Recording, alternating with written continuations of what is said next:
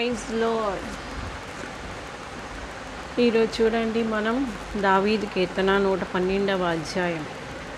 అంటే దేవుడు మాటలు ఎంత నమ్మదగినవి అనే విషయంలో మనం ప్రూవ్ చేసుకోవడానికి కొన్ని మాటలు మనం మాట్లాడతాం.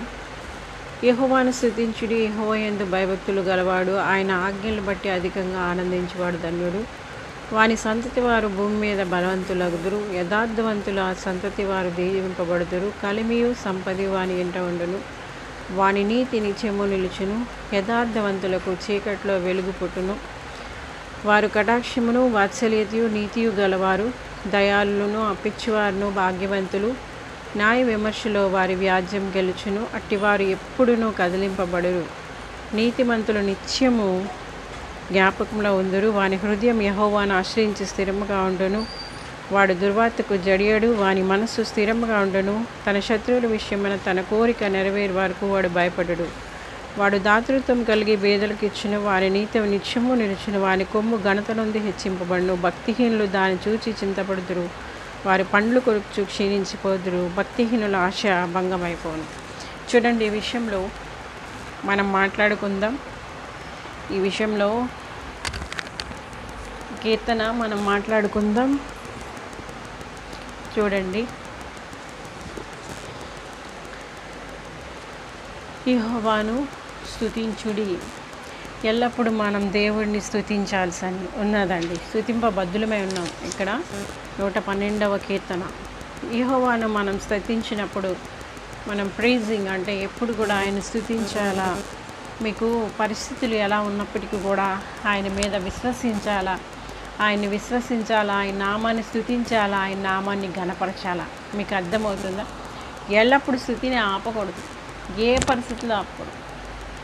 మీరు ఒంటరిగా ఉన్నా కూడా స్తుతి ఆపకూడదు. ఎందుకంటే ఆయన బహుమానము ఆయన యొద్ద ఉంది, ఆయన తీసుకొని ఆయన వస్తారు. మీకు అర్థమవుతుందా?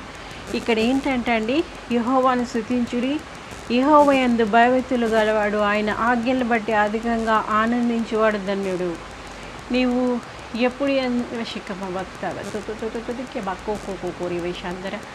ఈ మధ్యకాలంలో నాకు అభిషేకం ఎక్కడ వస్తుంది తెలుసా అండి? పెదవుల మీద వస్తుంది. టపటపటపటప్ మన పెదవులు లలలలా కొట్టుకుంటున్నాయి. ఇదివరకు నా చేతిలో, తర్వాత కాల్లో, తర్వాత బాడీలో ఇట్లా వచ్చిందా.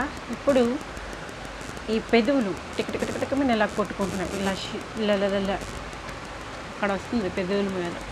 ఇప్పుడు మళ్ళా అభిషేకం బాబా అభిషేకం వచ్చిన తర్వాత దేవుడు మాట్లాడమంటున్నారు అని ఈ విషయమే మాట్లాడుతున్నారు దేవుడు. చూడండి, ఇది సాక్ష్యం, నా సాక్ష్యం ఇది.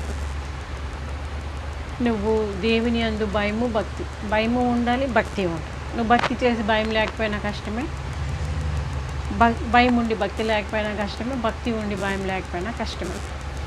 దేవుని యందు భయభక్తులు కలిగి యెహోవాను స్తుతిస్తూ ఆయన ఆజ్ఞల యందు ఆనందిస్తే, ఆయన ఆజ్ఞల యందు ఎప్పుడైతే నువ్వు ఆనందిస్తావో అప్పుడు నీకేం బ్లెస్సింగ్ వస్తుందో తెలుసా?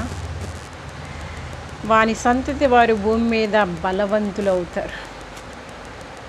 ఈ సంతతి అనేది భూమి మీద బలవంతులుగా ఉంటారు. చూసారా? యథార్థవంతుల వంశపు వారు దీవింపబడతారు. ఈ యథార్థవంతుల వంశం ఉంది చూసారా, వాళ్ళు దీవింపబడతారు. కలిమి సంపద వాని ఇంట ఉంటాయి. ఇది వాస్తవం అండి, ఇది వాస్తవం. నా బిడ్డ విషయంలో నెరవేర్చబడడం నేను చూసాను. నిజంగా అది బలంగా ఉంటుంది. ఇంకా ఏంటట, యథార్థం అది దీవింపబడింది. నా బిడ్డ చిన్నప్పటి నుంచి దానికి ఒక ఆశ, అదంతా దేవుడు అంటే ఆ విధంగా ఆ బిడ్డను పెంచాడు. కలిమి సంపద దానికి ఉంది నిజంగానే. మీకు అర్థమవుతుందా? కలిమి సంపద దాని దగ్గర ఉంది, ఎప్పుడు కూడా ఉంది నా బిడ్డ దగ్గర. చూడండి, ఇంకేంటట, వాని నీతి నిత్యము నిలుచును, వాని నీతి నిత్యము నిలిచింది. ఇప్పుడు మనం ఏం నేర్పిస్తాం? మనం నీతిగా యథార్థం కూడా మన బిడ్డలకు అదే నేర్పిస్తాం, వాళ్ళు కూడా అలాగే ఉంటారు. యథార్థవంతులకు చీకటిలో వెలుగు పుట్టును. ఏమవుతుంది? నువ్వు యథార్థంగా ఉంటే నీ వంశపు వారు ఆశీర్వదింపబడాలి, నీ బిడ్డలు దీవింపబడతారు. చీకట్లో వెలుగు ఉంటుంది, నీ బిడ్డలకు కలిమి సంపద ఉంటుంది. ఇది వాస్తవం అండి, ఇది వాస్తవం. ఇవన్నీ కూడా నా అనుభవాలు కనుక మీకు చెప్తుంది. మీకు అర్థమైందా? చూడండి, ఇంకా దయాళులను వారు కటాక్షము వాత్సల్యత నీతి కలవారు. యథార్థవంతులకు చీకట్లో వెలుగు పుడుతుంది. వాళ్ళు కటాక్షము వాత్సల్యత నీతి ఉంటాయండి. యథార్థాలు కటాక్షం వాత్సల్యం నీతి ఉంటాయి. తర్వాత న్యాయ విమర్శలో వారి వ్యాజ్యం గెలుస్తుంది. ఏ విషయమే నువ్వు న్యాయం కొరకు కనిపెడుతున్నావో నీ వ్యాజ్యం అనేది గెలుస్తుంది. తర్వాత అట్టి వారు ఎప్పుడూ కదిలింపబడరు. వాని హృదయము యెహోవాను ఆశ్రయించి స్థిరముగా ఉండును. నీతిమంతులు నిత్యము జ్ఞాపకంలో ఉందురు. వాడు దుర్వార్తకు జడియడు. నీ యథార్థత చూసారా మీకు ఎన్ని బ్లెస్సింగ్స్ తీసుకొస్తుందో. నువ్వు యెహోవాను ఆశ్రయించేవారు ఎలా ఉంటారు? కదలక నిత్యము సియోను కొండ వలె. చూడండి, ఒక పాట ఉంది కదా, ఏంటంటే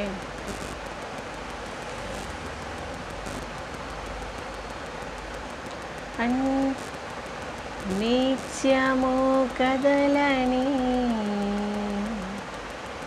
సియోను కొండపై యేసయ్యా యేసయ్యా యేసయ్యా యేసయ్యా నీదు ముఖము చూచుచునే పరవశించి పాడేదా. కలవరపడినే కొండల వైపు నా కన్నులేతుదునా. చూడండి ఎంత ఆశ్చర్యం, అద్భుతమో. నువ్వు చేయాల్సిందల్లా దేవుని అందు నువ్వు ఆనందించాలి, దేవుని స్తుతించాలి, యథార్థతని వదలకూడదు, నీతిని వదలకూడదు, ఆయన ఆజ్ఞలు బట్టి ఆనందించాలి, ఆయన స్తుతించాలి. ఇప్పుడు సేవకులు అంటే మరి దేవుడు ఏమిస్తే అదే కదా సేవకులుగా నీకు నువ్వు సంపాదించాలి నువ్వు పక్కన పెడితే నీ బిడ్డలు ఆశీర్వదింపబడతారు. ఇది గొప్ప విషయం. సేవకులుగా సేవకురాలుగా నువ్వు సంపాదించి నీ బిడ్డలకు ఇవ్వడం కాదు, యథార్థంగా నువ్వు సేవ చేస్తే నీ బిడ్డలు ఆశీర్వదింపబడతారు. నీకు అర్థమైందా? యథార్థత నీ బ్రతుకులో ఉంటే నీ బిడ్డలు ఆశీర్వదింపబడతారు. ఇది నా జీవితంలో నేను చూశాను, నా బిడ్డ విషయంలో నేను చూశాను. మీకు అర్థమైందా? కలిమి సంపద దాని దగ్గర ఉంది, ఎప్పుడు ఉంది. మీకు అర్థమవుతుందా? యథార్థవంతులకు చీకట్లో వెలుగు పుడుతుందంట. వాళ్ళు వాత్సల్యత కటాక్షం నీతి గలవారట. దయాళులు అప్పిచ్చేవారు భాగ్యవంతులంట. చూసారా? ఇంకా ఏంటి? నీతిమంతులు నిత్యము జ్ఞాపకంలో ఉందరు. వాని హృదయం యెహోవాను ఆశ్రయించి స్థిరముగా ఉండును. వాడు దుర్వార్తకు జడియడు. వాని మనసు స్థిరంగా ఉండును. తన శత్రువుల విషయమైన తన కోరిక నెరవేరువాడుకు వాడు భయపడడు. వాడు దాతృత్వం కలిగి బేదలకు ఇచ్చును. వాని నీతి నిత్యము నిలుచును. వాని కొమ్ము ఘనత నుండి హెచ్చింపబడును. చూసారా? వాని కొమ్ము, యథార్థవంతుల కొమ్ము ఘనత నుండి హెచ్చింపబడుతుంది.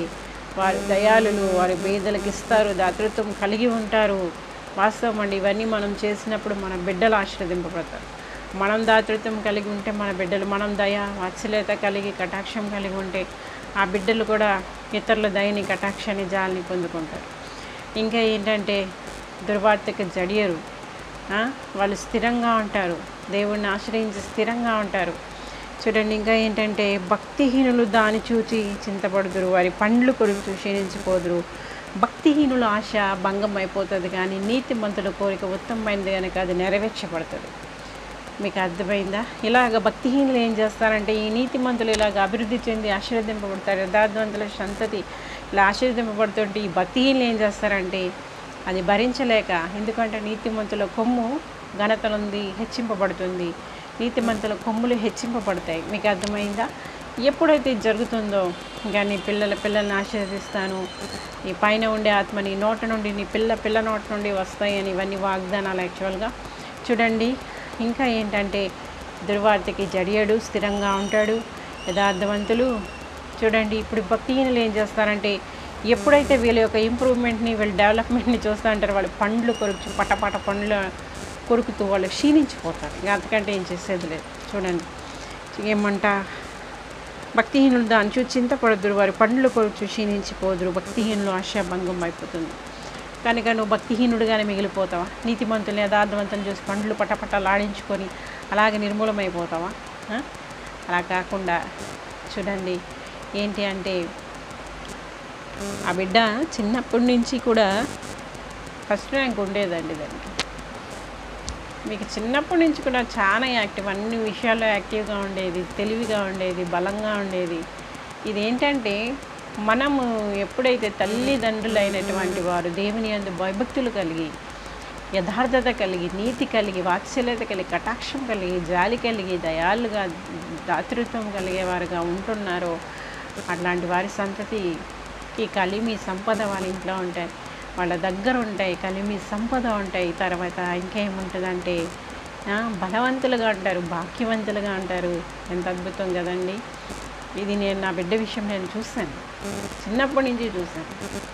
నేను చాలా చిన్నప్పుడే దేవుడిని అంగీకరించాను, ఈ రక్షణ మార్గంలోకి నేను వచ్చాను, యేసు ప్రభువుని నా రక్షకుడిగా అంగీకరించాను, యథార్థంగా నా జీవితాన్ని నేను ఇచ్చాను దేవుడికి, యథార్థంగా ఆయన ఆజ్ఞలు ప్రేమించాను, యథార్థంగా నేను ఆయన స్తుతించాను, యథార్థంగా ఆయన నేను ఘనపరిచాను. ఇందులో మాకు ఏ సైడ్ రూట్లు కానీ రాంగ్ రూట్లు కానీ లేవండి. మీకు అర్థమవుతుందా? మీకు అర్థమవుతుంది. మాకు ఉన్న దాంట్లోనే మేము లక్షలు పెట్టి బిడ్డని నేను చదివించలేదు, ఏం చేయలేదు. నేను చాలాసార్లు చెప్పాను, నాకున్న దాంట్లో నేను ఎలాగా బిడ్డని చదివించాలో అలా చదివించాను. సో ఎంతో అద్భుతంగా ఈరోజు ఆ బిడ్డ ఆస్వాదింపబడ్డాం. చూసాం ఇక్కడ సైడ్ ట్రాక్స్ లేవు. మీకు అర్థమైంది ఏం చూసారో? ఎంతో కొంత మా బ్రదర్స్ కానీ మా అమ్మ కానీ ఎంతో కొంత చూశారు. మీకు అర్థమైందా? ఇదంతా ఎందుకు చెప్తున్నాను అంటే, యథార్థత కలిగి ఉండండి, మీ కొమ్ము హెచ్చింపబడుతుంది. భక్తిహీనుల చూసి వాళ్ళు పండ్లు పట్టకట్ట కొట్టుతారట, క్షీణించిపోతారంట. భక్తిహీనుల ఆశ భంగం అయిపోతుంది, కానీ నీతిమంతుల కోరిక నెరవేర్చబడుతుంది. మీకు అర్థమైందా? అందుకే యథార్థవంతులుగా ఉండండి. ఇప్పుడు యథార్థత ఎక్కడి నుంచి వస్తుంది? నీతి ఎక్కడి నుంచి వస్తుంది? దయ ఎక్కడొస్తుంది? వాత్సల్య దాతృత్వం ఎట్లా వస్తాయి? యేసు ప్రభువుని నమ్మకంగా యథార్థంగా రక్షకుడుగా నీ హృదయంలో అక్కడ మోసం, చీటింగ్, వేషం ఇవేమి ఉండకూడదు. వేషధారులకు దేవుడికి నాకు ఇష్టం లేదు. యథార్థంగా ఉండండి. అప్పుడు మీరు అనుకోనని ఆశీర్వాదాలు అనేవి మీరు తీసుకుంటారు. మీకు అర్థమైందా? దేవుడి కొద్ది మాటలు దీవించిన గాక. యథార్థవంతులుగా ఉండండి, యేసు ప్రభువుని రక్షకుడిగా అంగీకరించండి. మూలల్లోంచి, వేరుల్లోంచి, రూట్స్లోంచి మీ బీజం ఎక్కడ? యేసు ప్రభు బీజం మీలో ఉండాలి. యేసు ప్రభుతో అంటుకట్టబడి ఉండాలి. యేసు ప్రభుతో అంటుకట్టబడి ఉండాలి. ఆయన ఆజ్ఞలు ప్రేమించి, ఆయన కట్టలు ప్రేమించాలి, ఆయన యొక్క చిత్తాన్ని నెరవేర్చాలి, ఆయన స్తుతించాలి. చూసారా? ఇంకా ఏంటి? ఆయన యందు భయభక్తులు కలిగి ఉండాలి. తండ్రి, కుమార, పరిశుద్ధాత్మ దేవుడు అప్పుడు ఎల్లప్పుడూ మీతో, తండ్రి ప్రేమ, కుమారుని కృప, పరిశుద్ధాత్మ యొక్క సహవాసం ఎల్లప్పుడూ మీతో ఉంటుంది. ఇప్పుడే ఈ క్షణమే యథార్థవంతులుగా మార్చబడుదురుగాక. Praise God, praise God. God bless you all.